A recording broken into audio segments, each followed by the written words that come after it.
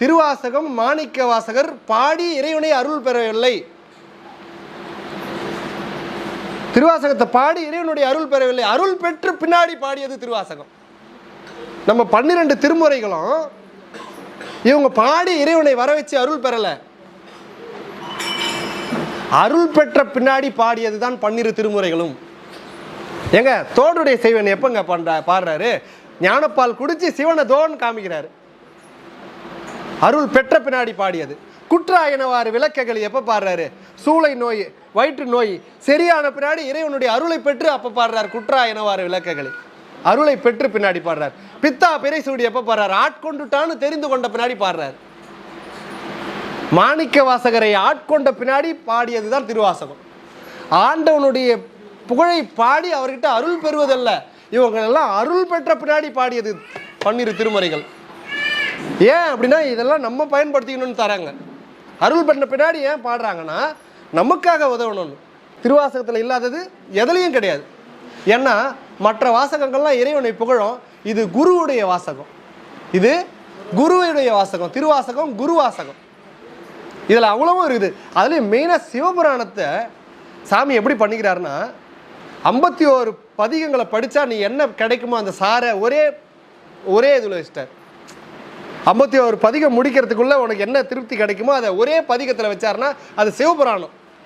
அந்த சாரை ஒரே இதில் எடுத்துடலாம். ஏன்னா 51 பதிகத்துக்கு சாமி எந்த பதிகத்துக்கும் வார்த்தையால் இந்த பதிகத்துடைய பேர் இதுன்னு மாணிக்கவாசகர் குறிப்பிடலை. ஆனால் திருவாசகத்தில் சிவபுராணத்துக்கு மட்டும் சாமியே சொல்றார், சிந்தை மகிழ சிவபுராணம் தன்னைன்னு பேர் வைக்கிறார். மாணிக்கவாசகர் சொல்றார் இல்லைங்களா, புல்லாகி பூடாய் புழுவாய் மரமாகி பல்விருகமாய் பறவையாய் பாம்பாய் கல்லாய் மனிதராய் பேயாய் கணங்களாய் வல் அசுரராய் முனிவராய் தேவராய் செல்லா நின்ற இத்தாவர ஜங்கமத்துள் எல்லா பிறப்பும் பிறந்து இளைத்தேன்றதுக்கு விஷயம் சொல்லிட்டேன். செல்லா நின்ற இத்தாவர ஜங்கமம் அப்படின்னு 2 சொல்றாரு. செல்லா நின்ற இத்தாவர ஜங்கமம். பிறவி 2 வகைப்படும். பிறவி ஆண்டவன் எப்படி அந்தந்த வினைகளுக்கு ஏற்ற மாதிரி தராரு. அதில் 2 வகையான பிறவிகள் உண்டு. ஒன்று அசைவன, ஒன்று அசையாதன. செல்லா நின்ற தாவர அப்படின்னும் போது அது கவனிங்க, நல்ல பெரிய இடம் அது. செல்லாது நின்ற தாவர அப்படின்ட்டார். இப்போ மரம்னா அது எங்கன்னா போயிட்டு வருமா? மலை போயிட்டு வருமா? கல் போயிட்டு வருமா? அது எல்லாமே செல்லாது நின்றது. செல்லாது அந்த பிறவி முழுக்க அது அப்படியே நின்று இருக்கணும். மரம் அந்த பிறவி முழுக்க அந்த மலை அப்படியே இருக்கணும். மலையும் பிறவி, கல்லும் பிறவி. கல்லும் பிறவிமா நான் சொல்றாரு பாருங்க, கல்லாய் மனிதராய் சொல்றாருல சாமி. கல்லு பிறவி. எப்படி கல்லு பிறவி ஆகும் அப்படின்னா சாமி அற்புதமா சொல்றாரு. இப்போ நம்மளுக்கு தெரிந்தோ தெரியாமலோ அறிந்தோ அறியாமலோ எவ்வளோ பாவங்கள் செய்கிறோம், நம்மளுக்கு தெரிஞ்சு எவ்வளோ பாவங்கள் செய்கிறோம். இப்போ நம்மளாம் போய் இறந்தோம்னா சாமி ஒரு பிறவி போட்டு ஏதோ உயர்ந்ததோ தாழ்ந்ததோ ஏதோ ஒரு பிறவி போட்டு நம்மளை அனுப்பிடுறாரா? நம்ம செய்த பாவத்துக்கு ஏற்ற மாதிரி ஒரு ட்ரெயினையே கவுக்குறான். அத்தனை உயிர்கள் அதில் இறக்க போகுதுன்றது துளி கூட ஈரம் இல்லாத அப்படியே ரயிலையே கவுக்கிறதுக்கு ஏற்பாடு பண்ணுறான். ஊர் வாசிகள் அனைவரும் குடிக்கின்ற குடிநீரில் விஷத்தை கலக்கிறான். அது போனால் எத்தனை குழந்தைங்க குடிக்கும், இந்த ஊரில் எத்தனை பேருக்கு அது பாதிக்கப்படும் தெரியாத செய்கிறான் பாருங்க. ஒரு ஈவு இரக்கம் துளி கூட இல்லாமல் பல உயிர்களுக்கு தெரிந்து கொண்டே பெரிய பெரிய துன்பங்களை செய்கிறான் பாருங்க. இருக்கிறாங்கல்லம்மா மனிதர்கள். பாம்பு போடுறாங்க. இப்போ ஈரான் அமெரிக்கா போர், எத்தனை பேர் செத்து போறான். நீ பெட்ரோலுக்கு கேட்குற, ஒன்றுக்கும் அந்த அதிபரோட முடிஞ்சு போச்சு பேச்சுவார்த்தை. ஏழைப்பாழ உள்ள இருக்கிற ஊர் மக்கள், ஊர்வாசி, அந்த நாட்டு உள்ள இருக்கிறவங்களோட என்னங்க பாவம் பண்ணா? நீ போடுற பாம்பில் அந்த எத்தனை பேர் இறந்து போகுது, எத்தனை குடும்பம் இறந்து போகுது, அந்த ஊர் என்ன? அப்போ ஈவு இரக்கம் இல்லாமல் நீ செய்கின்ற செயல் எவ்வளோ பெரிய நுட்பத்தை கவனிங்க. நம்ம செய்கிற பாவம்லாம் பிறவியில் வந்துடுவோம். நம்ம செய்கிறதுக்கு ஏற்ற மாதிரி மாடாவோ மனுஷனாவோ எப்படியோ போட்டுருவாருன்னு வச்சிங்க. ஏன்னா நம்ம தெரிஞ்சோ தெரியாமலோ நம்ம கூட செய்கிறோம், அதுக்கேற்ற பிறவிகள் உண்டு. ஆனால் இந்த மாதிரி பண்ணுறாங்க பாருங்க, ஒரு ரயிலை கவுக்கிறது, இந்த மாதிரி பாம்பு போட்டு ஒரு நாடை அழிக்கிறது, இந்த மாதிரி பெரிய பெரிய பாவங்கள் செய்கிறாங்க பாருங்க. சாமி சிரிப்பாராம், என்னடா இது, எப்படி ஏற்பட்ட பிறவி கொடுத்தா இவெல்லாம் பிறவிக்கே லாய்க்கு கிடையாது, எப்படி இவெல்லாம் பிறப்பதற்கே லாய்க்கு கிடையாதுன்ற அந்த ஆன்மாவை தூக்கி கல்லா போட்டுருவார். கல்லுக்கு சூடு இருக்காது, சொரணை இருக்காது, எதுவுமே இருக்காது, அப்படியே நின்று இருக்க வேண்டியதான். பசி தூக்கம் எதுவுமே கிடையாது. ஆன்மா இருள்ல எப்படி இருக்கும்? முழுக்க முழுக்க முழுக்க இருளாவே கிடந்து அந்த ஆன்மா பயனற்ற பிறவியா பல காலங்கள் கிடக்கும். கல்லுலாம் பாருங்க, என்னங்க கல்லு, ஏன் கல்லா போடுறாரு பாருங்க. பெரிய பெரிய பாவங்கள் செய்த, அதனாலதான் அது ஒரு பிறவின் சாமி குறிப்பிடுறாரு. கல்லாய் மனிதராய் பேயாய் கணங்களாய் தெல்லான் என்ற இத்தாவர ஜங்கமம்னா அசையக்கூடிய பொருட்கள், சங்கமம்னா செல்லக்கூடியது. நம்ம மனிதர்கள் இங்கேயே அங்கேயே போயிட்டு வரோம்.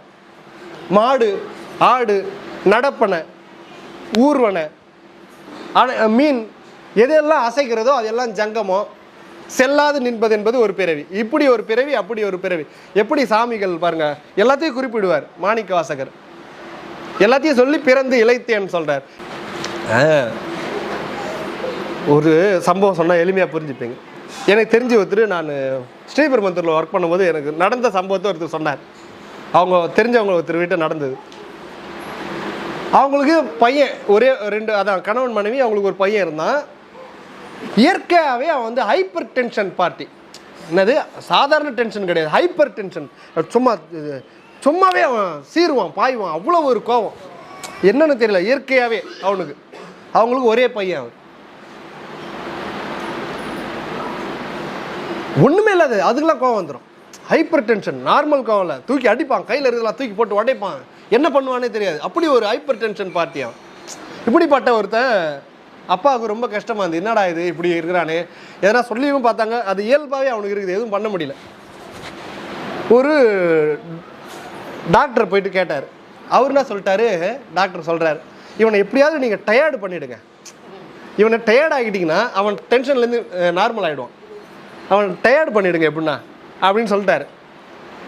உடனே அப்பா என்ன பண்ணார், சரி இவனை டயர்ட் ஆக்கணும்னு சொல்லிட்டு என்ன பண்ணுறாரு, காலையில் 6 மணிலேருந்து 7 மணி வரலும் வாக்கிங், 8 மணிலேருந்து 10 மணி வரலும் காலேஜ், அதான் school, 10 to 11 yoga, 11 to 12 karate, 12 to 1 நீச்சல். இப்படி காலையிலேருந்து சாயந்தரம் வரலும் ஏதாச்சும் ஒன்று பண்ணி அவனை டயர்ட் ஆக்கணுன்ட்டு இவர் எல்லாத்துலேயும் சேர்த்து விட்டுறாரு. இந்த பையனை எங்கே போனாலும் இவர் தான் கூட்டின்னு போகணும். இவர் வேலையில் பர்மிஷன் போட்டு இவனை கராத்தே கிளாஸ் கூட்டு போயிட்டு வருவார், இவனை கும்பு கிளாஸ் கூட்டு போயிட்டு வருவார், இவனை ஸ்விம்மிங் கூட்டு போயிட்டு வருவார். இப்படி எல்லாத்துக்கும் கூட்டு போயிட்டு வந்து அப்பா அடுத்தது என்னான்றான் அவன். ஆனால் இவரு டயர்ட் ஆகிட்டாரு. இது வேலைக்கு ஆகாது, இன்னொரு நல்ல டாக்டரை போய் பார்க்கணும் அப்படின்னு சொல்லிட்டு கூட்டின்னு போகிறாங்க. யாரோ சொன்னாங்க நல்ல டாக்டர் ஒருத்தருக்கு, அவர்கிட்ட கூட்டின்னு போய் வழி பண்ணுவார். அந்த பையனை இன்னொரு டாக்டர்கிட்ட கூட்டின்னு போகிறாரு. அவர் நல்ல பார்த்துக்கிறேன்ட்டார். இன்னொரு பேஷண்ட்டை பக்கத்தில் வச்சுக்கினார். இந்த பையனை கூப்பிட்டு வந்து எதிரில் சேர் போட்டேன், யார் இவன் தானா உங்கள் பையனா, நான் பார்த்துக்கிறேங்க, அப்படி உட்காருங்க அப்படின்னு அவனை உட்கார வச்சுட்டு இன்னொரு பேஷண்ட்டை கூட்டின்னு வந்தாங்க பாருங்க. அந்த பையனை மிரட்டுறாரு, டேய் என்னடா விரலை அப்படியே வெட்டி எடுத்துருவேன், விரலை அப்படியே வெட்டி எடுத்துருவேன், இந்த மாதிரி வேலை பண்ணின்னு இருக்க. இங்கே இவனை சொன்னால் அவன் நார்மல் ஆவான்.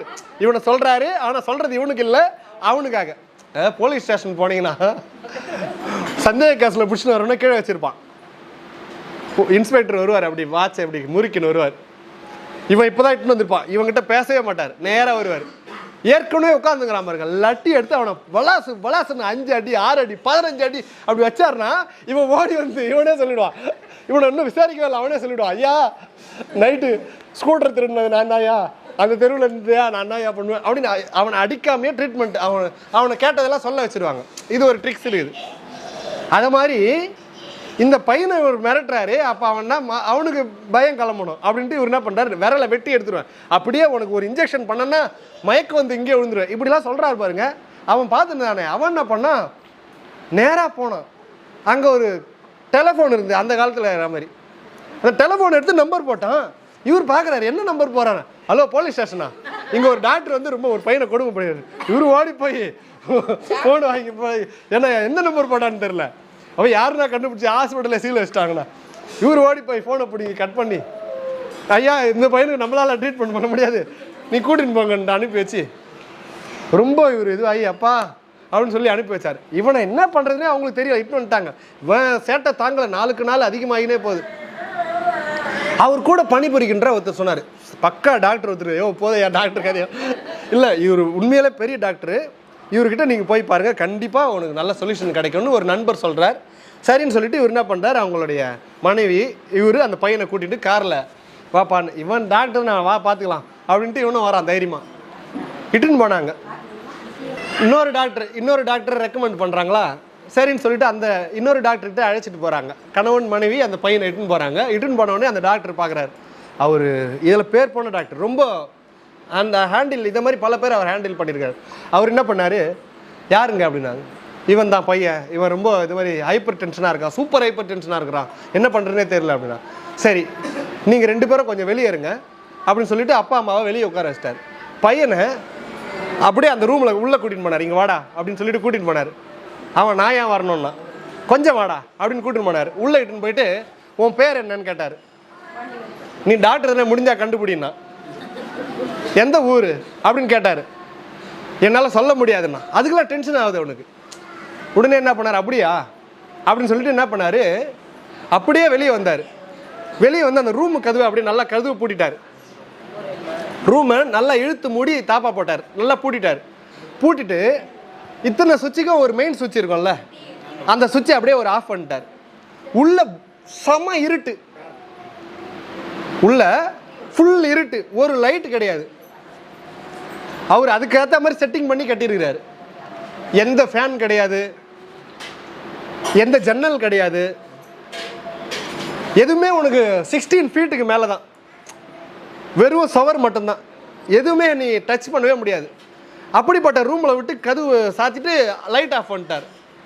இப்போ அவன் தட்டுறான் கதவு, டம்மு டம்மு டம்முன்னு தட்டுறான். வெளியே ஒரு சொட்டு சத்தம் கேட்காது, ஏன்னா அவ்வளோ ரப்பர் ஃபிட்டிங் போட்டுருக்காரு, எதுவுமே வெளியே தாண்டி வராது. கதவை தட்டுறான், திறந்து விடுறியா இல்லையா, இப்போ நான் என்ன பண்ணுறேன்னு பாரு அப்படின்னு கதவை தட்டுறான். கொஞ்சம் சவுண்டு அவங்க அம்மா கேட்குது. எங்க அப்படின்னா டாக்டர்கிட்ட, டாக்டர் என் பையன் அப்படின்னாரு.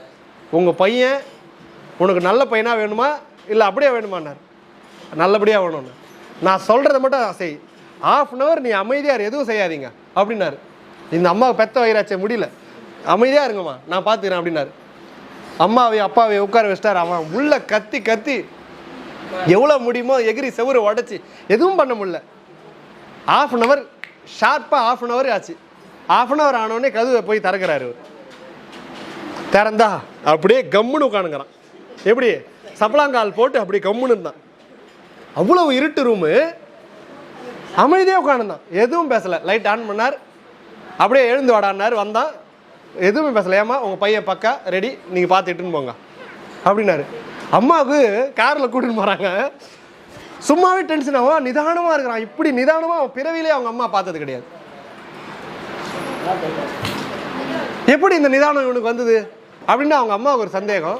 காரில் போகும்போது அவங்க அம்மா கேட்குறாங்க, ஏன்பா டாக்டர் உள்ளே இட்டு போய் உன்னை என்னப்பா பண்ணாங்க அப்படின்னு கேட்டார். எனக்கு என்ன தெரியும், நான் கல் மாதிரி கிடந்தனே, இருள கல் மாதிரி கிடந்தனேன்றான். ஏன் சாமி கல்லா போடுறாருன்னு புரிஞ்சுங்க. அவ்வளவு எமோஷன் இருந்த அந்த பையன் அப்படியே ஒன்றும் இல்லாத நிசப்தமாக ஆறான்னா என்ன காரணம்னா, அவனை இருள் நிலையை வைத்து கல் மாதிரி எந்த மூமெண்ட்டும் செய்யாதபடி ஆக்கிட்டார் டாக்டர். அதிலிருந்து அவனுடைய அடுத்த நிலை என்ன ஆச்சுன்னா, அவன் வாழ்க்கைக்கு பக்குவப்பட்டவனாக ஆயிட்டான். சாமி உயிர்களை ஏன் கல்லாக போடுறாரு, ஏன் இருளில் அந்த ஆன்மாவை வச்சு கஷ்டப்படுத்தணுமா அப்படின்னா, அதன் மூலமாக அடுத்த பிறவி அவனுக்கு வரும்போது அவன் எந்த ஒரு சலனமும் இல்லாமல் புது தூய மனிதனாக வெளியே வருகிறான். சாமி இதுக்கு தான் இந்த பிறவிகளில் இவ்வளோ மாற்றங்கள் செய்கிறார், இதான் மாற்றம் செய்கிறார் சாமி. அதனால தான் அந்த ஆன்மாக்களுக்கு ஏற்ற மாதிரி என்ன பண்ணணுன்றதை பார்த்து பார்த்து சாமி செய்துகின்றார். அப்படி இந்த சிவபுராணத்துக்கு அவ்வளவு சிறப்புகள் உண்டு. அதில் வந்து ஆறாத இன்பம் அருளும் மலையினர். இந்த திருவாசகம் முழுக்க படிச்சிங்கன்னா முழுக்க முழுக்க முழுக்க இன்பம் தான். அது ஆறாத இன்பம். கூடுவாஞ்சேரியில் சொற்பொழி நடக்குது. முதல் வரிசையில் அதே ஆளு தூக்கோட நிற்கிறார். சொற்பொழி முடிஞ்சது, வந்தார். ஐயா என்னங்கய்யா அப்படின்னு, பால் பாயாசம் ஐயானார். சரி கொடுங்கய்யான்னு வாங்கி குடித்தேன். முடிச்சுட்டு போகும்போது, ஐயா நாளைக்கு எங்கேயா சொற்பொழிவுன்னார். நாளைக்கு காஞ்சிபுரத்தில் ஐயாண்ண. சரிங்கயான்ட்டு போனார். காஞ்சிபுரத்தில் பார்த்தா முதல் ஆளா தூக்கு வச்சு உட்காந்துங்கிறார். எப்படி இருக்கும் எனக்கு? ஆடா கடவுளே, சொற்பொழி மேலே கவனம் போல, அந்த தூக்கு மேலே போகுது. ஐயோ, ஒருவேளை அதே பாயசத்தையே டெய்லி எடுத்துட்டு வராரோ, அதே தூக்கு, அதே டம்ளரு, அதே மனுஷன். பேசிட்டு நடுவில் வேற பாக்குறேன் நான் அந்த தூக்கிய, என்னடா இதுன்னு. பேசி முடிச்சே மறுபடியும் வந்தார். ஐயா அப்படின்னு, என்னங்க பால் பாயசம் தானே? ஆமாங்க ஐயா, இந்தாங்க ஐயான்னாரு. வாங்கி குடிச்சிட்டு, ஐயா நாளைக்கு எங்க ஐயான்னாரு. நாளைக்கு திருப்பூர்லையா வந்துடுறேன்னாரு. ஐயோ கடவுளே நினைச்சேன். திருப்பூர்லையும் அதே மாதிரி தூக்குல வச்சுன்னு வந்து உட்காந்துங்கிறார். சொற்பொழி பேசணும்னா அதே மாதிரியே பாயசம் எடுத்துட்டு வந்தார். ஒரே அடியா போட்டு வச்சிடறாரோ பாயசத்தை. சரி வாங்கி குடிச்சேன். ஐயா நாளைக்கு, ஐயா நான் இந்த ஊர்லயே இல்லையா, என்னதான் பிடிச்சி பாயாசமா இருந்தாலும் ஒரு திகட்டிடும் இல்லையா, ஒரு திகட்டு வருமா இல்லையா? ஆனா அந்த திருவாசகத்தை எத்தனை வாட்டி வேணாலும் பாடுங்க, திகட்டாதுங்க.